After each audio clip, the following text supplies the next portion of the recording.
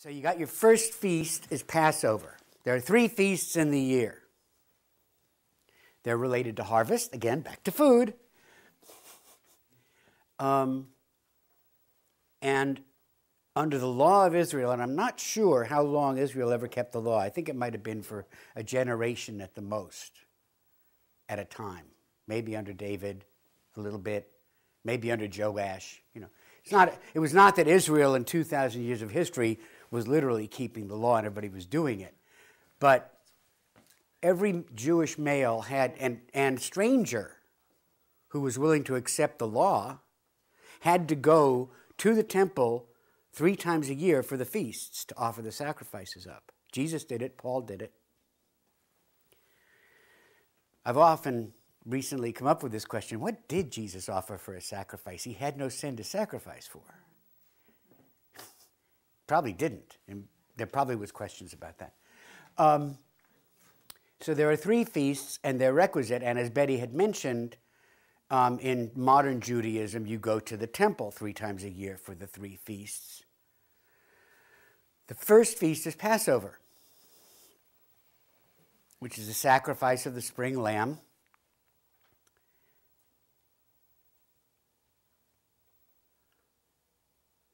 So before the crops come in, so to speak, you get some meal from the flock.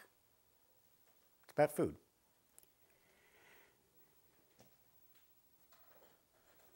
Passover also, of course, if you don't know it, relates to the first Passover when Moses led the Israelites out of Egypt and they had to cook quick because they were going to get out of town as soon as all the Egyptian firstborn were killed. So they couldn't take 3 days to prepare a big roast.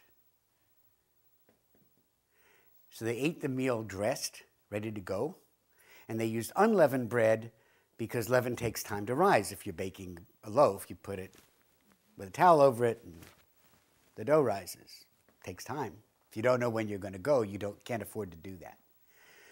So the feast is instituted as a memorial. Does that work? Does it work for you? Do you spend 24 hours on Christmas thinking of Jesus? No, it doesn't work. God knows it doesn't work. The Jews come closer because they have the concept of holiness. The law is very specific about holiness, and holiness, second part, relates to the Sabbath. So this is about food and the Sabbath. Now, one insight I had as I was preparing for this, when the Father gives the law, he doesn't start with the law. He starts with the preparation for the law. As an example, Jesus is asked by the lawyer in Good Samaritan land, what's the chief commandment? And his response is, Shema Israel, Adonai Eloheinu Adonai Echad, which is not the chief commandment. That's his response. Hear, O Israel, the Lord is God, the Lord is one. Then he says the chief commandment is love God with all your heart and mind and soul and love your neighbor as yourself. And the story continues. Again, in Leviticus, when he's talking about the 3 feasts, he starts out, keep the feasts, and then he says, but first let's talk about the Sabbath. And this is a pattern. He wants us to have an attitude before we begin our obedience. He wants us to have an open ear and an open heart to receive the feasts, to receive the laws, to receive the directions. So when he gives the directions, first he says, open your heart. First he says, open your ears. First he says, open your time, which is what the Sabbath is for. Now, the reason he does that in the case of the feasts is each of the feasts is a Sabbath. As an example of how interesting it gets, there are Sabbaths upon Sabbaths upon Sabbaths. If in a Jubilee year you have a Sabbath feast for Passover that falls the day before the Sabbath, you're facing possibly 3 Sabbaths in a row, which means you're going to have a lot of trouble getting food by the 3rd day because you've got to prepare it all in advance. Again, with a Sabbath year, the 7th year is set aside without sowing crops. God provides a bountiful harvest in the 6th year, so you can slide on through past the Sabbath year.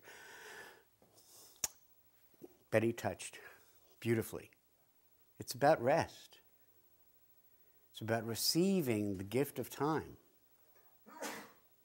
About seeing ourselves in that eternity with the Lord. And if you don't have any responsibilities, if you don't have to eat, you don't have to listen, you don't have to talk, you don't have to walk, you don't have to read, you don't have to write, you don't have to pay money, you're pretty free to be open to see what else there is in this universe, and that's the time of the Lord. So Sabbaths are about time, and feasts are about food. And he sets up 3 feasts in the year, and they're all about Sabbaths. He begins the story of the feasts in Leviticus 23. He says, here are the feasts. Oh, by the way, let's talk about Sabbath.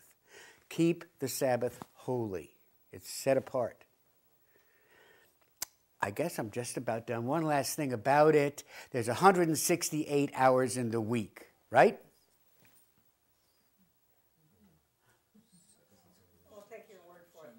Oh, come on. No, don't have that kind of faith. 7 times 24 is 168. What's 10% of 168? Now, if that were about the time you were awake on a Sabbath day, then your Sabbath would be a tithe of your time, wouldn't it? Maybe that can bring it closer. If you tithe your money, why not tithe your time? In fact, he says tithe your time before you tithe your money, please. He says the obedience will follow the holiness. The obedience will follow the receiving. As I receive, so can I give. And as I give, so shall I receive. Comments or questions?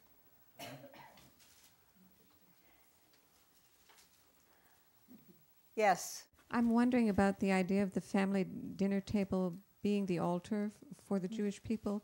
And yet it seemed like you were suggesting, Jefferson, that at Christmas time, and rightly so, we spend so much time and pouring energy into creating a feast, and how much time do we spend thinking about Jesus?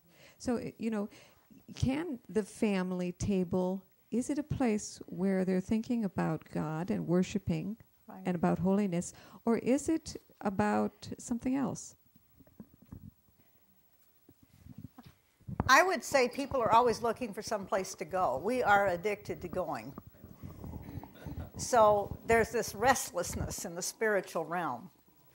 How many of us would spend several days at an altar, fasting, no food and no water? How many of us would do it? We might say we'd try it. If you're really brave, you might say, well, I'll try to do that, but after 12 hours, I think you'd decide to go home. Or at least I would. My testimony is I had some relatives. I was a Jew brought up in a Jewish Gentile household, so I didn't get much Jewish instruction per se. But my Jewish relatives, I went to their houses for the holidays. And I just sort of dreaded going to my aunt and uncles because their idea of a meal was boiled chicken. Not roast, not fried, boiled. Which is like boiled hamburger or boiled steak, It's like, and so it wasn't a big feasty thing.